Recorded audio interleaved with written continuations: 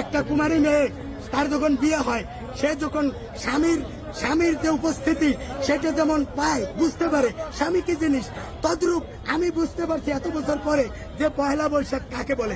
আমি উপলব্ধি করছি পয়লা বৈশাখের স্বাদ, পয়লা বৈশাখের আনন্দ, পয়লা বৈশাখের যে আত্মতৃপ্তি আমি উপলব্ধি করতে পারতাম। কি বলবো, নাউজুবিল্লাহ বলবো নাকি আস্তাগফিরুল্লাহ বলবো বুঝা পাইতেছি না। নারী বিবাহ করলে যে মজা পায়, বিবাহ করলে কতটুকু মজা আছে আল্লাহই ভালো জানে।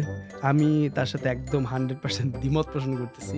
তাই আফসোসের বিষয় কি, সে এই মজাটার সাথে তুলনা করছে যে এই যাত্রাটার একটা শিরকি নাম আছে, এইটার সাথে তুলনা করছে। এইটা আমার কাছে খুবই খারাপ লাগছে। একজন মুসলিম হিসেবে আমরা এই জিনিসটাকে বয়কট করার চেষ্টা করবো। বারে গিয়া আপনি মদ না খেয়ে কোকা কোলা খাইতেছেন না, ওই জায়গাটাকেই অ্যাভয়েড করতে হবে। এই ব্যক্তিটাকে কেউ যদি চিনেন, তাকে সুন্দরভাবে দাওয়াত দিয়েন, ঠিক আছে, হয়তোবা তার ভুল হয়ে গেছে।